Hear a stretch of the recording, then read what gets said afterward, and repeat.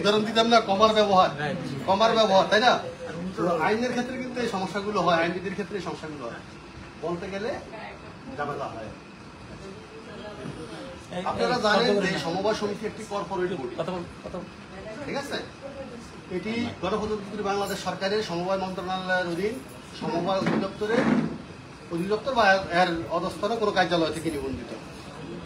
সমবায় সমিতি আইন, বিধি এবং সমিতির উপ আইন, কি বললাম? তিনটা শব্দ বলছি। সমবায় সমিতি আইন, বিধিমালা আর হচ্ছে সমিতির উপ আইন। এই তিনটি প্রতিপালন সাপেক্ষে সমিতির চূড়ান্ত কর্তৃপক্ষ হইল বার্ষিক সাধারণ সভা বা সাধারণ সভা। কি সাধারণ সভা? তাহলে চূড়ান্ত কর্তৃপক্ষ কে সমিতির? সাধারণ সভা, ঠিক আছে? মেইনটেনিং ফ্রি, মানে তিন ধরনের মানে শর্ত আছে কিন্তু, যে সাধারণ সভায় এমন কোনো সিদ্ধান্ত নেওয়া যাবে না যেটা আইনের পরিপন্থী, বিধির পরিপন্থী কিংবা উপ আইনের পরিপন্থী। এই তিনটা প্রতিপালন সাপেক্ষে সমিতির চূড়ান্ত কর্তৃপক্ষ হল সাধারণ সভা। বুঝা গেল? তাইলে গুরুত্বপূর্ণ সকল সিদ্ধান্তগুলো কোথায় হবে? সাধারণ সভা হবে। এটা অনেকটা আমাদের বাংলাদেশে কি হয়, বাজেট অধিবেশন হয় না, বা সংসদ বসে, সংসদে বসার পরে বিভিন্ন বিলগুলো পাশ হয়। পাশ হওয়ার পরে মন্ত্রীর দায়িত্বে যারা থাকেন আর সরকারি কর্মকর্তা কর্মচারী যারা থাকেন, একেবারে জালুদার নাইট গেট থেকে শুরু করে মন্ত্রী পরিষদ সচিব এবং যারা মন্ত্রণালয়ের মন্ত্রী হিসেবে দায়িত্ব পালন করেন, ঠিক আছে, তারা এটা বাস্তবায়ন করে। এখন আমরা যদি একটা দেশের সাথে যদি আমরা একটা কোঅপারেটিভকে যদি তুলনা করি, তাহলে ব্যবস্থাপনা কমিটি হলো যে ওই দেশের সরকার, মানে ওই কোঅপারেটিভের সরকার, তাই তো? আর এর সদস্যরা হলো এই দেশের জনগণ, তাই তো? তাইলে এখানে কিন্তু একটা কোঅপারেটিভের সাকসেস কিন্তু দুইটা বিষয়ের উপরে নির্ভর করে। এই দেশের জনগণ কতটা সচেতন আর ওই ম্যানেজমেন্ট কত ভালো, এই দুইটার উপরে কিন্তু নির্ভর করে। এই তো ভালো মানে দক্ষতা থাকতে হবে, সততা থাকতে হবে, ট্রান্সপারেন্সির বিষয়গুলো থাকতে হবে, তাই না? তারপরে তাদের দূরদর্শিতা থাকতে হবে, যে প্ল্যান তৈরি করা যে বিষয়টা, তার লক্ষ্য এবং উদ্দেশ্য বাস্তবায়নের জন্য। তাহলে এটা যদি হয় তাহলে ওই কোঅপারেটিভ ভালো চলবে। আপনারা জানেন যে সমিতি রেজিস্ট্রেশনের সময় কি রেজিস্ট্রেশন দেয় বলেন তো? সমিতির কি রেজিস্ট্রেশন দেয়? ওই যে উনি জানেন, ওনার সাথে হয়তো আমার ক্লাস হয়েছে। সমিতি রেজিস্ট্রেশন দেওয়া মানে বাইল রেজিস্ট্রেশন দেওয়া। কারণ আপনার এই সমিতি পরিচালনা হবে কিভাবে, সেটা কোথায় লেখা থাকে? বাইল থেকে। বাইলতে কি কি কি লেখা থাকে? ওই আইন বিধি বিশ্লেষণ করে কিন্তু একটা সমিতির ক্যাটাগরি অনুসারে সেটার বাইলটা তৈরি করা হয়, তাই না? তৈরি করা হয়। যেমন বাংলাদেশের পরিচালনার মূল দলিল কি? সংবিধান। এবং সংবিধানে বলা আছে কোন কোন ক্ষেত্রে সংসদ কর্তৃক প্রণীত আইন দ্বারা পরিচালিত হবে। তখন সংসদ কিন্তু নানান ধরনের আইন তৈরি করে, তাই না? বিষয়টা আমাদের এখানের ক্ষেত্রে একই কথা, যে আইন বিধিটা বিশ্লেষণ করে উপ আইনটা তৈরি করা হয়, বাইল। এখন আমি যদি আপনাদেরকে জিজ্ঞাসা করি যে আপনারা এই সমিতির বাইল দেখছেন কিনা, অনেকে কিন্তু বলতে পারবেন। অনেকে বলে যে স্যার সমিতি নিবন্ধনের সময় ওনারা তো আমাদেরকে এরকম দুইটা বই দিছে। বাইল কে তৈরি করে বলেন তো আপনারা? সমিতি নিজেরা তৈরি করে। আপনি যখন একটা সমিতি গঠন করবেন তখন লক্ষ্য উদ্দেশ্য সেট করে আপনারা একটা সাংগঠনিক সভা ডাকেন। সেখানে কয় সদস্য বিশিষ্ট কমিটি হবে, শেয়ার মূলধন কত হবে, অনুমোদিত শেয়ার মূলধন কত হবে, প্রতিটা শেয়ারের দাম কত হবে, শেয়ার সংখ্যা কত হবে, এগুলো সব ঠিক করে আপনারা ওটা ওই সাধারণ সভায়, সাংগঠনিক সাধারণ সভায় এটা কি করেন? আপনারা অনুমোদন করেন, উপস্থাপন করে সেটা এখানে অনুমোদন করে আমাদের সমবায় আইন ও বিধি অনুসারে যে ফর্মগুলো আছে সেই অনুসারে অন্যান্য সকল কিছু শর্তাদি ফিল আপ করে আপনারা উপজেলার মাধ্যমে জেলা বা যেখানে যে সমিতি রেজিস্ট্রেশনের দরকার সেই কর্তৃপক্ষের কাছে পাঠানোর সময় তিনি কি করেন? তিনি মূলত পড়েন হলো যে এটা যে মূল বিধিটা, ধরেন এটা উপ আইনটা দেখেন, যে উপ আইন যে আমি যে সমিতিতে রেজিস্ট্রেশন দিব এটা পরিচালনা করতে গেলে কি কি হবে। আর মূলত দেখেন হলো আপনাদের সাংগঠনিক সভা সিদ্ধান্তটা, যে সিদ্ধান্তগুলো কি কি ছিল। আর এর সাথে আনুষঙ্গিক যে কাগজগুলো কোথাও ত্রুটি আছে কিনা, ভুল আছে কিনা, এগুলো সব দেখে শুনে তারপরে করে। তো আগে তো সরাসরি রেজিস্ট্রেশন হইতে, এখন অনলাইন সিস্টেম, তাই না? এখন অনলাইন সিস্টেম করে দিচ্ছে আমাদের রেজিস্ট্রেশন, মানে আবেদনও অনলাইনে যাবে, রেজিস্ট্রেশনও অনলাইনে হবে। গত জুলাই থেকে এটা শুরু হয়েছে। তো আমি আসলে সাধারণ সভা পড়াইতেছিলাম, এই অংশটুকু কেন বলতেছিলাম যে এই অংশটুকুর সাথে যদি লিঙ্ক না করি তাহলে আপনারা কিন্তু বুঝবেন না। তাহলে বুঝতে হবে আমাদের যখন সংবিধান নিয়ে কোনো ধরনের ঝামেলা হয় আমরা কই যাই? না, কোর্টে যাই। কোর্টে এটাকে রিট করা হয়, রিট করলে তখন ওই যে হাইকোর্ট থেকে এটা সুপ্রিম কোর্ট মানে আপিল ডিভিশনে যায়। কোর্ট তো একটাই, তাই না? তো সেখানে একটা হাইকোর্ট ডিভিশন আর হলো যে কি বলা আছে যে আপিলেট ডিভিশন, ঠিক আছে না বিষয়টা? পুরাটার নাম হলো সুপ্রিম কোর্ট। এটা হলো দুইটা ডিভিশন, হাইকোর্ট ডিভিশন আর হলো আপিলেট ডিভিশন, তাই না? সেটা দেখুন গিয়ে তখন এটা সমাধান হয়, তাই না? রায়ের মাধ্যমে কি করতে হবে, সংবিধানের কোন অংশ বৈধ কোন অংশ অবৈধ। যেমন যে তদন্ত সংশোধনী নিয়ে কিন্তু তুল কালাম হয়ে এই যে সরকার পরিবর্তন থাকা না থাকার বিষয়, রাজনৈতিক বিষয়। সেম আমাদের এখানে আপনার উপ আইনে মোটামুটি ভাবে বলা আছে, এর বাহিরে যদি কোনো সমস্যা হয় তাইলে আপনার আইন আর বিধি ফলো করবেন। এরপরও এখানেও যদি আপনার জটিলতা তৈরি হয়, মারামারি লাগিয়ে গেছেন আপনারা, এটা বৈধ হয়েছে অবৈধ হয়েছে, তখন কিন্তু মামলা করার সুযোগ কিন্তু ওই নিবন্ধকের কাছে আছে। নিবন্ধকের কাছে আছে, যিনি সমিতি রেজিস্ট্রেশন দিয়েছেন তার কাছে কিন্তু তখন কিন্তু আপনার যোগ অভিযোগের বিষয় বিভিন্ন আইনের দ্বারায় তদন্ত মদন্ত মামলা করা করে এগুলো কিন্তু আইনে বলা আছে, তাইলে সেটা করা যাবে। তাহলে আমি যেটা বলছিলাম, সমিতি রেজিস্ট্রেশন দেওয়া মানে উপ আইন রেজিস্ট্রেশন দেওয়া, ঠিক আছে? তাইলে এবার বলেন তো এই উপ আইনটা কয়জনে পড়ছেন? খুবই সংখ্যা কম, তাই না? উপ আইনটা আপনার আগা থেকে গোড়া পর্যন্ত কিন্তু আপনাকে পড়তে হবে। ওখানে বলাই আছে যে সমিতি নিবন্ধনের পরে সমিতির উপ আইন নির্ধারিত মূল্যে সমিতির সদস্যদের কাছে বিক্রি করতে হবে, ঠিক কিনা? এখন ধরেন সমিতি যদি ম্যানেজমেন্ট বা নর্মাল লোকজন যদি কোনো মানে এই উপ আইন সম্পর্কে আইডিয়া না থাকে, সে কিভাবে চালাবে? ধরেন একজন সংসদ সদস্য, সে সংসদের রুল বিধি তার দায়িত্ব কর্তৃক বসে কিছুই বুঝতেছেন, তাইলে তাইলে ওই যে পটুয়াখালীর এক মানে আমাদের নারী সংসদ সদস্য রিডিং ঠিক মতো করতে পারে না, এটা ঘুরে বেড়া দিয়েছে পুরাই যায়, তাই না? এরকম অবস্থা হবে। যে মনে করেন যে রিডিং এ করতে পারতেছে না, সে কিসের সংসদে আইন প্রণয়ন করবে আর জনগণের পক্ষে কথা বলবে, তাই না বিষয়টা? হ্যাঁ, উদাহরণ হিসেবে মানে আমি একটা উদাহরণ দিলাম। না সেটাই না, এটা আমরা মানে আমরা এটা ওই যে এটা ফেসবুক বা ইউটিউবে এরকম ঘুরে বেড়াইতেছে, তো এই জন্য এটা আমি উদাহরণ দিলাম যে আপনাদের বুঝতে সুবিধার জন্য, ঠিক আছে? বুঝতে সুবিধার জন্য। তাহলে বিশেষ করে ম্যানেজমেন্টের প্রত্যেকটা লোক কিন্তু কি করতে হবে? উপায়ন করতে হবে, আইন বিধি সম্পর্কে তাদের ন্যূনতম ধারণা থাকতে হবে, এবং তার দায়িত্ব কর্তব্য কি, কার দায়িত্ব কর্তব্য কি, কোন সময় তাকে কি কাজ করতে হবে সেটি সম্পর্কে কিন্তু তার আইডিয়াটা কিন্তু মাস্ট বি থাকতে হবে। তাহলে দেখেন এখন সাধারণ সভার ক্ষেত্রে বলা হচ্ছে আমাদের আইন হয়েছে 2001 সালে। কত সালে? ইতিমধ্যে আপনারা নিশ্চয় জানছেন। 2 সালে কিছু সংশোধনী হয়েছে, 13 সালে আর একটু ব্যাপক সংশোধনী হয়েছে। আমরা আর একটা সংশোধনীর জন্য কার্যক্রম চলমান আছে। এই যে আমাদের যে বক্তৃতা দিয়ে গেল ডিআর সোলাইমান, ওনাদের শাখা থেকে এটা উদ্যোগ গ্রহণ ইতিমধ্যে করা হয়েছে। আর বিধিমালা হলো আমাদের 2004 সালের, যেটা 20 সালে কতিপয় বিধি পরিবর্তন হয়েছে। বা তাহলে আমি যখন আইন ও বিধি বলবো তখন আপনারা আইন বললে বুঝবেন 2001 সালের আইন, 2 সালের সংশোধন এবং 13 সালের সংশোধন, এবং যখন বিধি বলবো তখন বুঝবেন যে 2004 সালের বিধি এবং সংশোধন 2020। এখন দেখেন এইখানে কিন্তু আইন বিধি টোটালটা একত্রে করা আছে, এটা আমাদের একাডেমি থেকে বাইর করে, সমবায় একাডেমি থেকে, একসময় আমাদের বিশেষ সমবায় অ্যাসোসিয়েশন থেকে বাইর করা হতো। তো এইখানে কিন্তু 17 নম্বর যে ধারা, তাহলে আইনের কত নম্বর ধারা? 17 নম্বর ধারা। এই 17 নম্বর ধারায় কিন্তু সাধারণ সভার কথা বলা আছে, লিখে নিন। কত নম্বর ধারায়? 17 নম্বর ধারায়। আমি বিশ্বাস করি আপনারা যারা এখানে আছেন তারা আজকে থেকে এখান থেকে ট্রেনিংটা নেওয়ার পরে দয়া করে এই বইটা কিন্তু আমাদের একাডেমি 200 টাকা করে বিক্রি করে। হ্যাঁ, যদি আপনারা মনে করেন বইয়ের দরকার, আমার এই যে ইয়া আছে বা যাই হোক 300 বা 200, আমি যখন চাকরি করতাম তখন 200 করে আনি, তো এখন এটা তো বাড়তে পারে, জিনিসপত্রের দাম বাড়ছে হয়তো। তো এটা আপনারা রিকুইজিশন দিয়ে আলাউদ্দিন মোল্লা যদি ওই যে ফারুক আছেন আপনাদের তার সাথে কথা বললে বজন মধ্যে ওনাদেরকে এই বইটা আনাই দিতে পারেন। এই বইটার সুবিধা কি? এই বইটার সুবিধাটা হলো আইনের সংশোধনগুলো ভিতরে ভিতরে ঢুকানো আছে, ওই ধারার ভিতরে ঢুকানো আছে।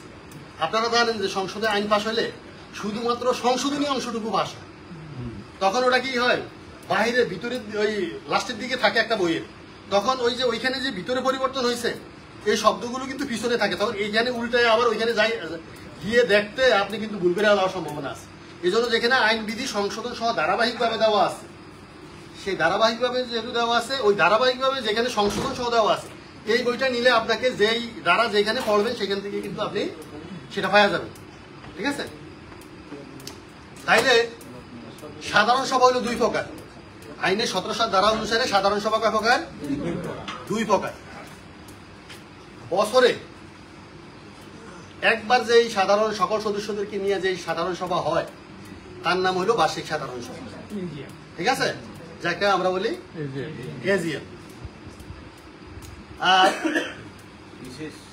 এই এজিএম ব্যতীত সমিতির প্রয়োজনে যদি অন্য সময়ে সকল সদস্যকে নিয়ে যদি কোনো সভা করতে হয় সেটাকে আমরা বলি বিশেষ সাধারণ সভা। তাইলে সমিতির সদস্যদেরকে নিয়ে কয় ধরনের সভা হয়? দুই ধরনের সভা হয়। সাধারণ সভা হয় দুই ধরনের সাধারণ সভা হয়, একটা হলো বার্ষিক সাধারণ সভা আর একটা হলো বিশেষ সাধারণ সভা। এই 17 ধারায় বলা আছে যে সাধারণ সভাটা করতে হবে সমিতির অডিট সম্পাদনের 60 দিনের ভিতরে। মাইন্ড ইট, অডিট সম্পাদনের। অনেকে মনে করেন যে স্যার আমি তো অডিট নোট 15 দিন আগে পাইছি, এখন নোট পাওয়ার সাথে কিন্তু এজিএম এর কোনো সম্পর্ক নেই। সম্পর্ক কিসের সাথে? সম্পূর্ণ তারিখ থেকে। এই জায়গায় আমার কথা আছে যে আমাদের অডিট অফিসাররা অনেক সময় কি করে আপনাদের সাথে যান, আপনারাও ব্যস্ত থাকেন, থাকার পরে আপনারা ওই তারে বলেন যে স্যার কালকে আসেন, পরের দিন আসেন, মানে 3 মাস 4 মাস পরে দেন। ওই ভদ্রলোক কি করে লাস্টে 31শে মার্চে এসে তার অডিট সম্পাদন দেখায়। নোটটা দেয় হইলো যে মে মাসের 18 তারিখে। বলেন তো আপনি দেখি, এখন অডিট সম্পাদন যদি কি হয় 31শে মার্চ হয়, নোট যদি আপনি পান 18 মে, এইখানেই তো আপনার অলরেডি 48 দিন শেষ। তো আপনি 60 দিনের ভিতরে আপনার এজিএম করতে হবে। আপনি এজিএমটা করবেন কোন সময়? নো, আইনে তো এই কথা বলে নাই। মানে অডিট সম্পাদনের একটা ইয়ে আছে, ওখানে একটা পয়েন্টে আছে অডিট সম্পাদনের মানে তারিখ। ঠিক আছে বিষয়টা? তো আপনি কোন সময় এজিএমটা করবেন? তারিখ থেকে 60 দিন। তো আপনার এখন আমি যদি সামনের দিকে আগাই তখন আপনারা দেখবেন যে আমার তো এজিএম করা যাচ্ছে না, কারণ এজিএম এর নোটিশ করতে হয় বিশেষ সাধারণ সভা হোক আর এটা বার্ষিক সাধারণ সভা হোক কমপক্ষে 15 দিন, কত কমপক্ষে 15 দিন। কিন্তু এজিএম এর কিন্তু দুইটা এজেন্ডা আছে যেটা এই অডিটের সাথে রিলেটেড। সেই এজেন্ডাগুলো হলো এই যে অডিট করলো, অডিটের ভিতরে অডিট সংশোধনের জন্য কোন ধরনের যদি বিষয় থাকে যেটা অডিট অফিসার মন্তব্য করছে সংশোধনের দরকার আছে, সেটা কিন্তু এজিএম উপস্থাপন করতে হয়। অডিট রিপোর্টটা উপস্থাপন করতে হয়, এজিএম উপস্থাপন করতে হয়। ঠিক আছে? আরেকটা জিনিস আছে যে সমিতি রিলেটেড যদি কোনো তদন্ত রিলেটেড এমন কোনো বিষয় থাকে যে যেটা এজিএম এ সিদ্ধান্ত নেওয়া জরুরি, সেই জিনিসগুলো কিন্তু থাকে। তাইলে একটা লোক সে কোন সময় নোটিশ করবে, কোন সময়, কারণ সে তো এই অডিট পাওয়ার পরে অডিটের অ্যাকাউন্টস থেকে শুরু করে একজন অডিট অফিসার যে সমস্ত আইন ও বিধি সংক্রান্ত মন্তব্য করছেন এবং যেগুলো সংশোধনী দেওয়া প্রয়োজন, সেটা তো তিনি এই পুরো বই পড়ে এই জিনিসগুলো রেডি করতে হবে, তাই না? তো আপনি তো ওই সময়ে পাচ্ছেন না, তাইলে কি আপনার এজিএম হবে? হবে না। সেই ক্ষেত্রে আইনের একটা প্রভিশন আছে যে এই 17তেই যে যদি বিশেষ কোনো কারণে এই 60 দিনে আপনি এজিএম করতে না পারেন তাহলে নিবন্ধকের কাছে লিখিত অনুমতি নিয়ে আপনি সময় বাড়াইতে পারেন। হ্যাঁ আশরাফ, আশরাফ না রে ভাই, আমি একটু একটা অফিসিয়াল কাজে বাইরে আছি।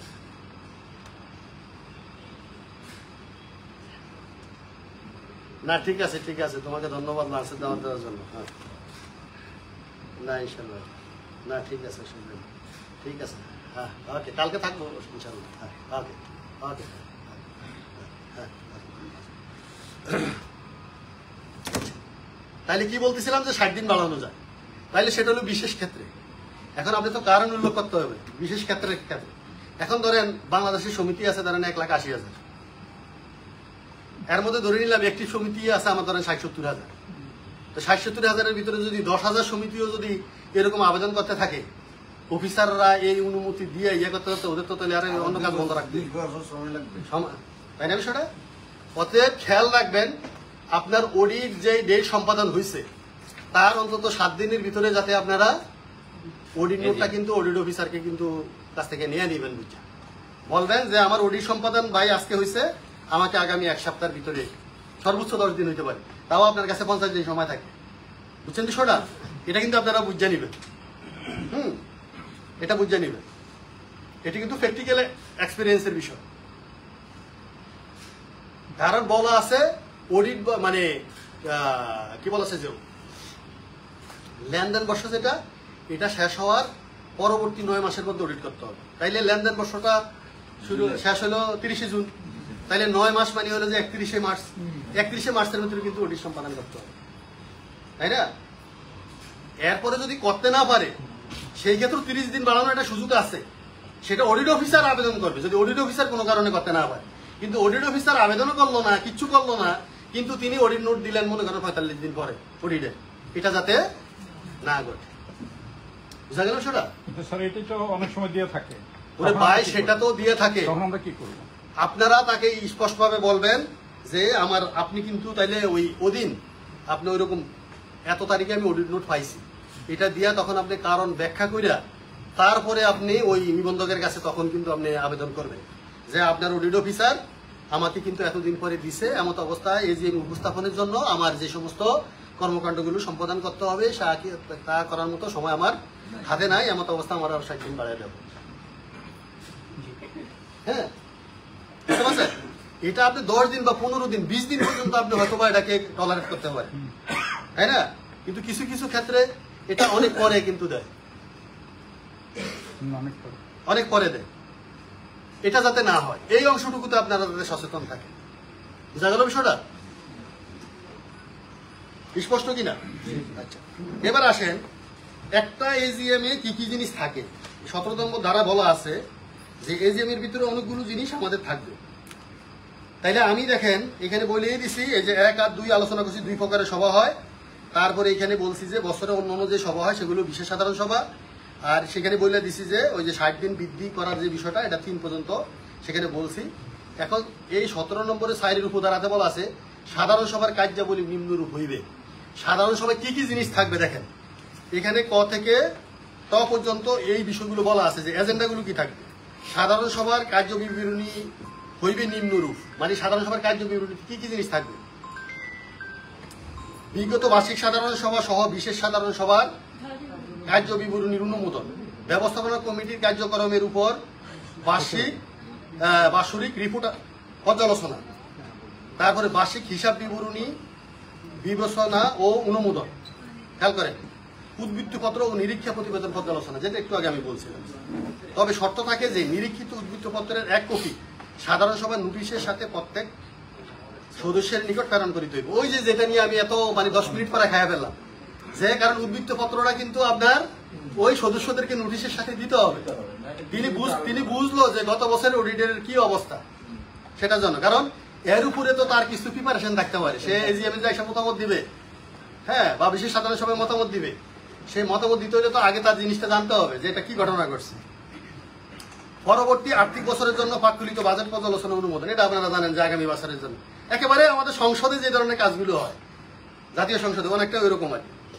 তারপরে ঋণ গ্রহণের সর্বোচ্চ সীমা নির্ধারণ, ঋণ গ্রহণের সর্বোচ্চ সীমা নির্ধারণ।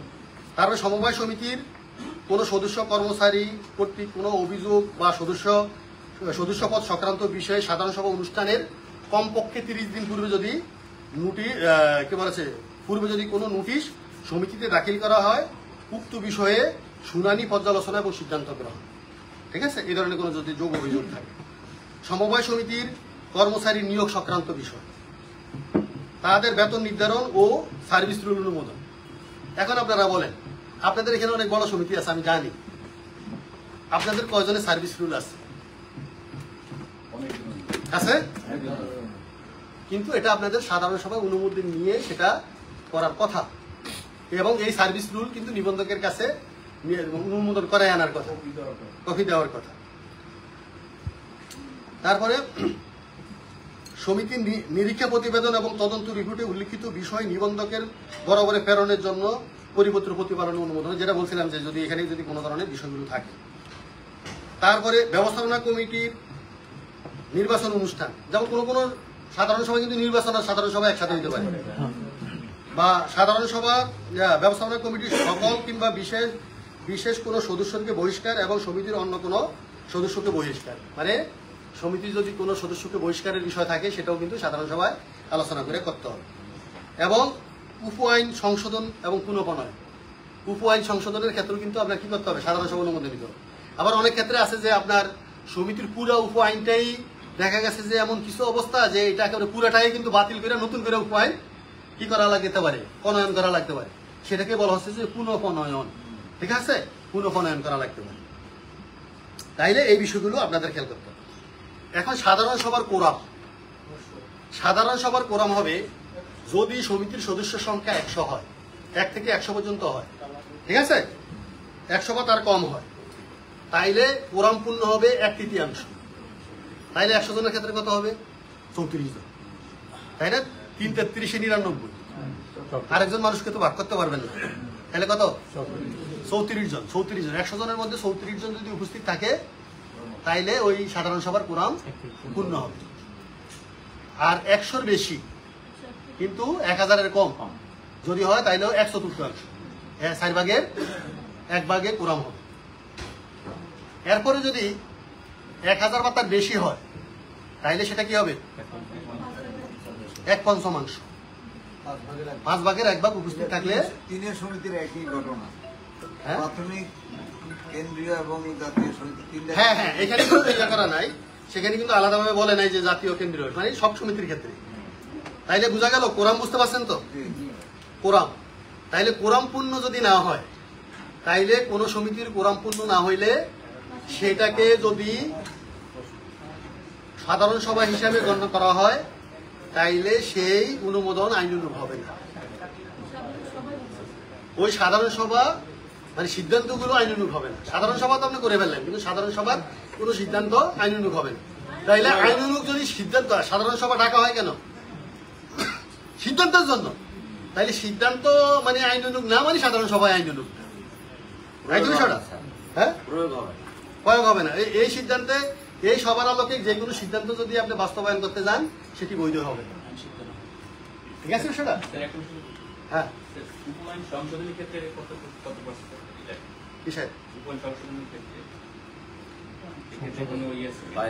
হ্যাঁ আছে আছে, সেটাই আছে।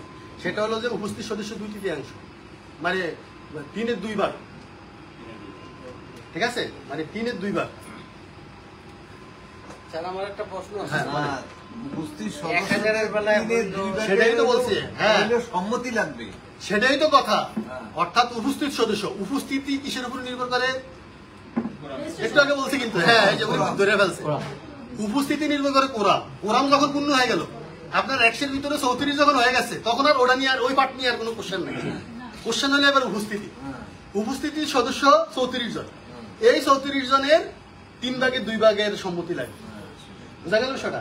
স্যার আমার একটা প্রশ্ন আছে, 24 জন বা 23 জন, সেটা হলো ওই যে আংশিক যদি হয় তাহলে পরবর্তী দিকে তত্ত্ব হবে। হ্যাঁ স্যার 1000-এর বেলায় কিন্তু এই প্রশ্ন উত্তর হচ্ছে আমার জানা মতো। হ্যাঁ এখন আমাদের ডেস্টিনি মাল্টিপারপাসের সদস্য হলো 8.5 লাখ। হ্যাঁ, আমাদের বেলায় এখন ইতিপূর্বে ছিল প্রতি 2000-এ একজন প্রতিনিধি, না এখন প্রতিনিধি বাতিল করা হয়েছে। প্রতিনিধি এখন যেহেতু 21 সনে বাতিল করছে, হ্যাঁ বাতিল করা হয়েছে। সেই ক্ষেত্রে আমাদের এই 8.5 লক্ষর কত পার্সেন্ট এবং সেই মাঠ আছে কিনা আমাদের শুনেন, ক্ষেত্রে কি আমি বলি আপনাকে, একটু জানতে চাই। আপনার তো সমিতির কার্যক্রম হবে আইনি বিধির আলোকে, তাই না? এখন আপনারা কি, আমরা বলছি, আমরা আপনাকে বলছি যে আপনি সব কাজকর্ম করেন, কিন্তু আইনি বিধির আলোকে। কারণ আপনারা কি, আমি বলছি যে যে 8 লাখের 8.5 লাখের 1/3 আপনি আনতে, 1/5 আপনি আনতে পারবেন না, সেই ক্ষেত্রে আপনি কেন এটার কার্যক্রম বাড়াবেন? কারণ আপনার আইনে তো নিষেধ আছে যে আপনাকে বুঝতে হবে যে আমার 8.5 লাখের 1/5 আমি এখানে উপস্থিত করতে পারবো কিনা, তাইলে আমি আমার সদস্য সংখ্যা বাড়াবো, আর নাইলে আমি বাড়াবো না। আপনাকে তো স্ট্যান্ডার্ড এখানে কিন্তু নির্ধারণ করে দিচ্ছি। আমি 2021 সনের পূর্বে এটা বাড়ানো হয়েছিল, তো বাড়াইছেন, তাতে কি হয়েছে? এখন কি করবো? এখন আপনাকে এই আইনের আওতা মানতে হবে। কারণ হলো আপনার আগে ছিল 10 জন নিয়ে সমিতি করলে সদস্য মানে একটা সমিতি রেজিস্ট্রেশন করা যায়। এখন কয়জন? এখন হলো 20 জন। এখন আপনাকে বলা আছে যে এই আইন প্রণয়নের পূর্বে মানে কার্যকর হওয়ার পূর্বে যদি কোনো ঘটনা আইনের পরিপন্থী হয়ে থাকে, মানে আইনের সাথে সামঞ্জস্যপূর্ণ, পরিপন্থী না, সামঞ্জস্যপূর্ণ না হয়ে থাকে, এই আইন জারির কারণে সেই অংশটুকু অবৈধ হবে না, সেই অংশটুকু অবৈধ হবে না। কিন্তু বলা আছে যে আপনাকে এই আইন জারির পরে এই আইনের সাথে সামঞ্জস্য করে তার কর্মকাণ্ড পরিচালনা করতে হবে। অর্থাৎ আপনি যে 10 জন নিয়ে সমিতি নিবন্ধন করছেন, সেই কারণে আপনার নিবন্ধন বাতিল হবে না, কিন্তু আপনাকে যেটা করতে হবে সমিতির সদস্য 20 জন বাড়ায় নিতে হবে। কিন্তু মাঠ, বাংলাদেশে কোনো মাঠ নেই, ডেস্টিনি রয়েছে। বুঝতে পারছেন বিষয়টা? এখন সেই ক্ষেত্রে আমাদের কি করা? আমাকে আইন শাখায় কথা বলছিলাম, স্যার আমি তো বলি, আইন শাখায় কথা বলছিলাম, আমাকে বলছে আপনার আইন কানুন মেনে চলতে হবে। আইন কানুন মেনে চলতে হবে, আইন কানুন মেনে চলবো, আমরা আইনের প্রতি শ্রদ্ধাশীল। কিন্তু এখন আমাদের বেলা যে ঘটনা ঘটছে সেটা হলো যে ধরেন আমি খালাতো বোন বিয়ে করছি, এখন বাচ্চা কাচ্চা গেছে অনেক বড়, এখন আইন করছে সরকার যে খালাতো বোন বিয়ে করা যাবে না। এখন আমি কি করবো? শুনেন, এটার ক্ষেত্রে একটা মাত্র ওয়ে আছে, সেটা হলো শুনেন, আপনার মতো এরকম সমিতি মনে করেন যে হয়তো পুরো বাংলাদেশে হয়তো 10টা থাকতে পারে, আমার এই 1,80,000 ভিতরে, তাই না? সেটা একটা মাত্র ওয়ে আছে, বসেন, একটা মাত্র ওয়ে আছে, সেটা সরকারের একটা ক্ষমতা আছে। সরকার কিন্তু এই আইন বা আইনের অধীনে প্রণীত যে কোনো বিধি থেকে যে কোনো সমিতির যে কোনো আইন ও ধারাকে স্পেসিফিক কোনো সমিতির ক্ষেত্রে অব্যাহতি দিতে পারে, ঠিক আছে? সেই ক্ষেত্রে যদি আপনারা এটা আবেদন করেন, আবেদন করলে আমাদের নিবন্ধক হয়ে এটা মিনিস্ট্রিতে যাবে, যাই আপনারা যদি কারণ উল্লেখ করতে পারেন যে আমাদের এই 8.5 লাখ বর্তমান প্রেক্ষাপটে কিন্তু এটা মানে আমাদের দ্বারা ইয়ে করা সম্ভব না, এমত অবস্থায় আইনের 7 ধারা মানে 7 ধারা অনুসারে আমাদেরকে এই সাধারণ সভায় উপস্থিতি সংক্রান্ত যেই ধারা আছে ওই যে কোরআন সংখ্যক যেটা আমি হ্যাঁ 18 না 18 এটা হলো আইনের 7 ধারা, আইনের 7 ধারা অনুসারে 8 মানে 17, এই যে 17-এর 5 থেকে আমাদেরকে অব্যাহতি প্রদান করা। আমি তো 17 নম্বর না সাধারণ সভা পড়তেছি, কত 17 নম্বর ধারা, এই 17 নম্বর ধারা 17-এর এই 5-এ উপধারা 5-এ কিন্তু বলা আছে যে কোরআন কত লোক নেওয়া হবে। যেহেতু এখানে ওই 1/3 এই সমস্ত কথাগুলো বলা আছে, এটা কিন্তু আপনাকে, এটা আইন, জাতীয় সংসদে পাস করা আইন, এটা কিন্তু আপনি ভায়োলেট করতে পারবেন না। তখন কিন্তু এই আইনে 4 নম্বর একটা ধারা আছে, সেখানে কিন্তু সরকারকে ক্ষমতা দেওয়া আছে। আমি বলি আপনাকে, পড়লে আপনারা বুঝবেন। বলা আছে যে আমি বলি হ্যাঁ, ধন্যবাদ সবাইকে, স্যারের একটু সুযোগ নিলাম। সেটা হলো আমরা 21 সালের আইনটাকে সবাই যারা আমরা সমিতিগুলো আছি, এটা আমাদের জন্য এটা একটা কালো আইনের মতো তো মনে হচ্ছে। যেটা চলমান যেই বিষয়টা, এটা হচ্ছে কি কিরকম প্রক্রিয়াটাকে বন্ধ করে আপনার ইন্স্যুরেন্স এবং ব্যাংকের সুবিধার জন্য তারাই কিন্তু সংসদে আছে। তারা একটা সময় বলা হয়েছে 14 সালে বলা হয়েছিল আপনার তারল্য সংকট হয়ে যাচ্ছে। এই যে তারল্য সংকটের কথা বলে আপনার সমিতিগুলোর উপর যে একটা অন্যায় অবিচার করা হয়েছে, সেটারই ধারাবাহিকতা হয়েছে আপনার 21 সালের যে আইনটা।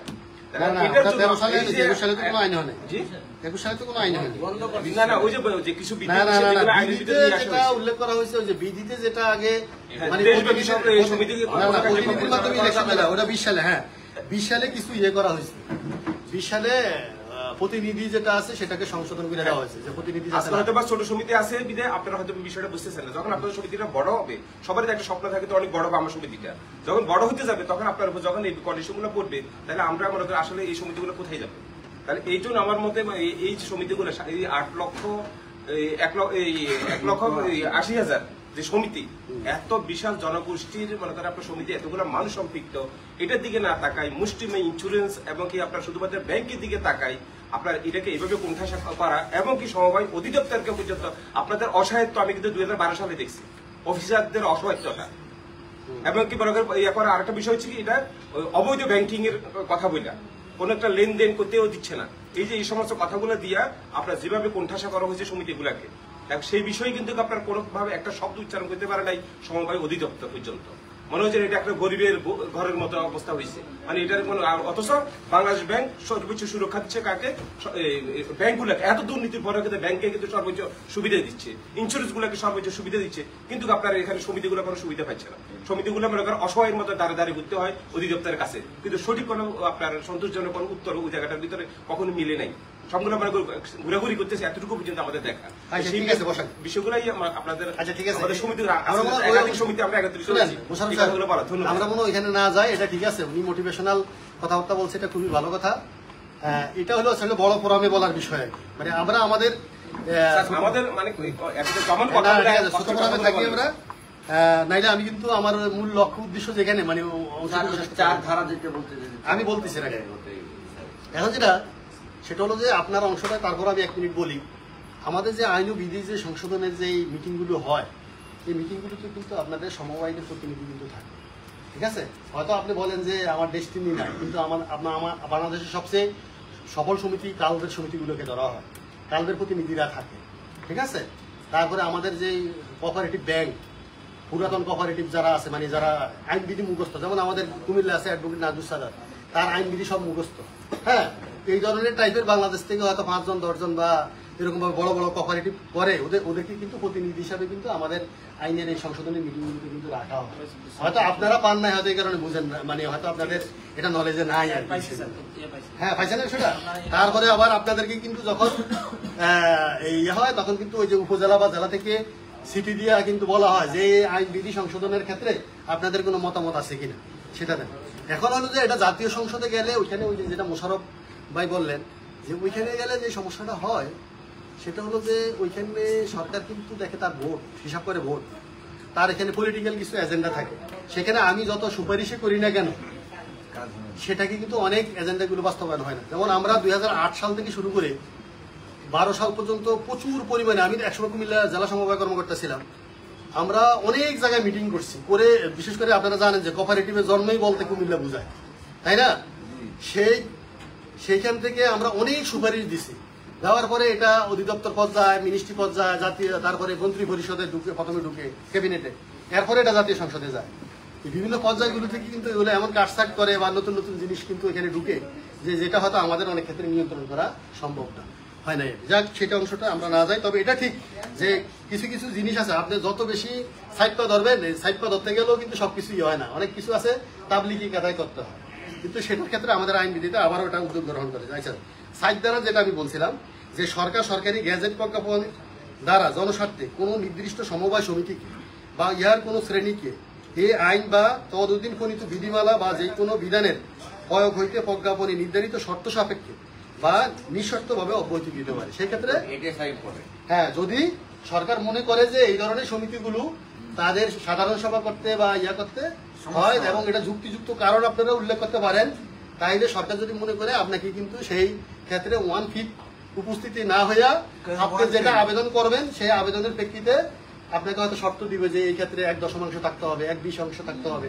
এই ধরনের কোনো দিয়ে সরকার ইচ্ছা করলে দিতে পারে, ঠিক আছে? এই জন্য মানে সব আইনের মধ্যে কিছু ফাঁক ফোকর রাখে। হ্যাঁ, যে যদি আটকে যান, হ্যাঁ আটকে যান, তখন সেটাকে করা যাবে। হ্যাঁ, নির্দেশ দিতে পারেন যে এই আইন বা তদন্ত প্রণীত কোনো বিধির কোনো নির্দিষ্ট বিধান প্রজ্ঞাপনে উল্লিখিত শর্ত সাপেক্ষে প্রযোজ্য হবে। ওই যে শর্ত দিয়ে দিবে সেই শর্ত। বুঝতেন বিষয়টা? আচ্ছা, তাইলে চলে আসি আমি আবার 17তে না, তাইলে আমরা বুঝলাম সাধারণ সভা এটা কিন্তু আপনাদের খুব জরুরি, এটা আমরা সবসময় করি। এখন যেটা বলছে যে এটা কিন্তু আপনাদের জন্য খুবই অ্যালার্মিং একটা বিষয়। অনেক সময় বলে যে স্যার আমরা আইন কানুন বুঝি না, আমরা সাধারণ সভাটা ঠিকমতো করি না, আপনারা কেন আমাদেরকে তাইলে যে আমাদের বিরুদ্ধে অ্যাকশনে যান। এই 17-6 বলছে আইন ও বিধি মোতাবেক যথাসময়ে সাধারণ সভা অনুষ্ঠানে ব্যর্থ হইলে এই জন্য দায়ী ব্যবস্থাপনা কমিটির সংশ্লিষ্ট সদস্য বা সদস্যগণ উক্ত সমবায় সমিতির ব্যবস্থাপনা কমিটির পরবর্তী নির্বাচনের সদস্য হইবার ক্ষেত্রে 3 বছরের জন্য অযোগ্য হইবেন। এখানে বলে না যে অযোগ্য করিতে পারিবেন, কোনো আদেশের বিষয় নাই। এটা অটোমেটিকলি কিন্তু এটা হয়ে যায়, আইনের স্পিড অনুসারে এটা অটোমেটিকলি হয়ে যায়। সাধারণ সভা না করতে পারলে সাধারণ সভা করতে হবে, একবার, বছরে একবার। বছরে একবার করতে হবে। সাধারণ সভা তো বছরে একবারই হয়, হ্যাঁ, একবার। এটা হলো বার্ষিক সাধারণ সভা। আর একাধিকবার যদি করেন এটা হলো বিশেষ সাধারণ সভা। কিন্তু আপনার বিশেষ সাধারণ সভা আপনার জন্য ম্যান্ডেটরি না। বিশেষ সাধারণ সভা আপনি বিশেষ প্রয়োজনে করবেন, কিন্তু হ্যাঁ প্রয়োজন হলে আপনি করবেন। বাট আপনার কিন্তু বার্ষিক সাধারণ সভা একবার করতে হবে অডিটের 60 দিনের ভিতরে, কারণ উল্লেখপূর্বক আরো 60 দিন বাড়ানো যেতে পারে। তাহলে এটা কিন্তু আমাদেরকে বুঝতে হবে, খেয়াল করেন। তাইলে কি করা যাবে? বার্ষিক সাধারণ সভা কোনোভাবে কি করা যাবে না, মিস করা যাবে না, এবং যথাসময়ে করতে হবে। বলেন। 60 দিনের ভিতরে যে বাধ্যবাধকতা, হ্যাঁ পরবর্তীতে যে আবার 7 দিন আপনি দিচ্ছেন, হ্যাঁ এই 7 দিনের ভিতরে কি আমাদের ব্যবস্থাপনা কমিটির কোনো সিদ্ধান্ত থাকতে পারে যে আপনাদের কাছ থেকে আমরা 30 দিন নিয়ে আসলাম, পরবর্তী 30 দিনকে আমরা কমিটি থেকে নিব, কমিটির সিদ্ধান্ত কি এরকম? বুঝলাম না। 60 দিনের ভিতরে আমরা এজিএম করতে পারলাম না, না পারলে আরো 60 আরো 7 দিন আপনি এক্সটেনশন করুন। এই আরো 7 দিন এটা কার কাছ থেকে আনবো? আপনাদের কাছ থেকে? হ্যাঁ হ্যাঁ, নিবন্ধন মাস্ট বি, নিবন্ধন মাস্ট বি, নিবন্ধন। এখানে ব্যবস্থাপনা কমিটি না না, ব্যবস্থাপনা কমিটির কোনো এখতিয়ার নাই। ক্লিয়ার হলো না। ব্যবস্থাপনা কমিটির কোনো এখতিয়ার নাই, তার এখতিয়ার হলো 60 দিন। এটা 61 দিনে যদি হয় তাহলেও কিন্তু হতে হবে। এই জন্য আপনারা যদি কোনো কারণবশত এমন কোনো ঘটনা ঘটে যে আপনার ইতিমধ্যে কিন্তু আর 15 দিন সময় হাতে নাই, মানে আপনি আর নোটিশ জারি করে এটা করতে পারবেন না, তখন আপনারা সাথে সাথে মিটিং ডেকে আরো 60 দিন বাড়ানোর জন্য প্রস্তাব পাঠিয়ে দিবেন। ওইখানে দিলে তখন তারা অনুমতি দিলে আপনার করে নিবে, এবং কারণ উল্লেখ করতে হবে কিন্তু। হ্যাঁ পরবর্তী 60 দিনের মধ্যে যদি কেউ না করতে পারে তাহলে তো শুনে তাইলে তো সে পারবে, তার বিরুদ্ধে তো একসঙ্গে যেতে হবে, তাই না? এখন আপনার যদি বলেন যে আইন কিন্তু সবসময় স্বাভাবিক পরিস্থিতির জন্য, এটা বুঝতে হবে। আইন কিন্তু অস্বাভাবিক পরিস্থিতির জন্য না, এক্সেপশনের জন্য না। ধরেন আপনার করোনা হয়েছে, করোনাকালীন সময়, এই সময় ধরেন মানুষজন কি হয় এজিএম করতে পারে না। এজিএম করতে হলে তো, বা স্পেশাল এজিএম হোক এজিএম হোক করতে হলে তাকে তো জড়ো হইতে হবে। তো সেখানে তো বলছে যে ভাই তুমি স্বামী স্ত্রী উপার্জন বলে দূরে থাকো, ঠিক আছে? তাই না? আমাদের ক্ষেত্রে সরকারি সরকারের আমলে আমাদের তো problem। তাই না বিষয়টা? তো সেই ক্ষেত্রে যদি এরকম হয়, হ্যাঁ দেশের পরিস্থিতি যদি আগে হ্যাঁ। থাকে মানুষকে গ্যাদার করাই হ্যাঁ তো হবে না। যেমন আপনার 5 আগস্টের, হ্যাঁ 5 আগস্টে ধরেন আপনি একটা সমিতির এজিএম এর ডেট করছেন 5 আগস্টে, গত 5 আগস্টে ছিল, সেই এজিএম মনে করেন ওই দিন হয় নাই, সেটা অন্য জিনিস। এটা কি কোনো আইনের ব্যাখ্যা পড়ে? বা 7 তারিখে, আগস্টের 7 তারিখে, অথবা জুলাই 30 তারিখে, অথবা করোনা অথবা করোনায়, ঠিক আছে? অথবা ধরেন ঢাকা শহরে এরকম মনে করেন যে 5টা সমিতি এজিএম ডাকছে, কিন্তু মনে করেন যে চরম ভাবে মনে করেন এখানে ভূমিকম্প হয়ে বিধ্বস্ত হয়ে গেছে। 5 দিন পারবেন? একসাথে বৃষ্টি হচ্ছে, 5 দিন একসাথে বৃষ্টি হচ্ছে। হ্যাঁ 5 দিন বৃষ্টি হয়েছে, রাস্তাঘাট সব ডুবে গেছে, হবে? স্যার ওই জন্য করণীয় কি? কিসের? কিছুই করণীয় নাই। সেটা পেন্ডিং, আপাতত পোস্ট। এটা আপাতত পোস্টপোন থাকবে, পরবর্তীতে আপনারা লেখালেখি করলে এটা অবশ্যই দিবে। না দেওয়ার কোনো কারণ নাই, না দেওয়ার কারণ নাই। কোনো কারণ আছে? জাতির বিষয়। কারণ এটা কি আপনার দ্বারা সংগঠিত, নিবন্ধকের দ্বারা সংগঠিত, কারো দ্বারা সংগঠিত না। মানে যে ঘটনা ঘটছে যার কিন্তু এই রিলেটেড আইন ও বিধি প্রয়োগের সাথে রিলেটেড কোন কর্তৃপক্ষ জড়িত না, সবকিছু কন্ট্রোলের বাইরে। Out of control. ওই এজিএমটা স্যার তখন ওই এজিএমটার জন্য হচ্ছে ওই সোসাইটির ব্যবস্থাপনা কমিটি নোটিশ দিবে না সরকার থেকে দিবে স্যার? না না না না, সেটা আপনাকে কিন্তু আবার অনুমতি চাইতে হবে যে আমি এই যে এত ধারা অনুসারে আমি করতে পারি নাই, আবার 60 দিন চাইছি, এটার জন্য আমি করতে পারি নাই, এখন আমাকে আপনি একটা স্পেশাল এজিএম করা যাবে, ঠিক আছে? সভ্যতা ক্লিয়ার হলো। হ্যাঁ মেম্বারদের তো তখন একটা স্পেশাল এজিএম করার জন্য অনুমতি ছায়া করে দিতে পারেন। কারণ আমি একটু পড়লে বুঝবেন যে সাধারণ সভায় যে এজেন্ডাগুলো আলোচনা করা যায়, স্পেশাল এজিএমও কিন্তু একই এজেন্ডা আলোচনা করা যায়। তবে স্পেশাল এজিএম এর ক্ষেত্রে মানে সমস্যাটা হলো পরবর্তীতে আবার যখন সাধারণ সভা হবে, স্পেশাল এজিএম এর ওই এজেন্ডাগুলো পরবর্তীতে আবার অনুমোদন করায় নিতে হবে, পরবর্তী নিয়মিত সবার অনুমোদন করে নিতে হবে। বলে বললেন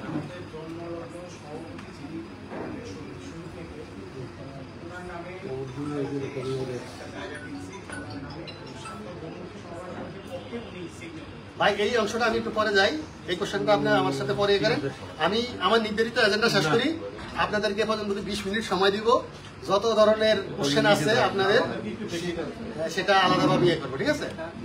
আলাদাভাবে ওটা করবো, কারণ এই এজেন্ডার ভিতরে যদি আবার জমির এজেন্ডা চলে যায় তাহলে আবার কিন্তু আবার যাইতে হইব 35 ধারায়, আবার অন্য ধারা যাইতে হইব, ঠিক আছে? সেখানে আমরা এখন না যাই। হ্যাঁ, ওই কোশ্চেনটা স্পেসিফিক দিব। আচ্ছা, তাইলে ওটা গেল। এরপরে বলছে কি, ধারাবাহিকভাবে পরপর 3 বছর যদি কোনো সমবায় সমিতি সাধারণ সভার কোরাম না হয়, তাইলে ওই সমবায় সমিতি অবসায়নে যোগ্য বলিয়া নিবন্ধক আদেশ দিতে এবং প্রয়োজনীয় ব্যবস্থা গ্রহণ করতে হবে। অর্থাৎ 3 বার যদি কোরাম না হয় এই সমিতি অবসায়ন তো বুঝেন, ইংরেজি শব্দ লিকুইডেশন, বিলুপ্ত করে ফেলা, মেরে ফেলা, তাই না, শেষ করে দেওয়া, ইংরেজি শব্দের বাংলা অর্থটা হলো এরকম, তাই না, অবসায়ন করে দেওয়া, হ্যাঁ সেটা করে ফেলা। তবে পরপর 2 বছর কোরাম অর্জনে ব্যর্থ সমিতিকে নিবন্ধক এই বিষয়ে সতর্ক করবে। নিবন্ধক কি করবেন? এই বিষয়ে সতর্ক করবে।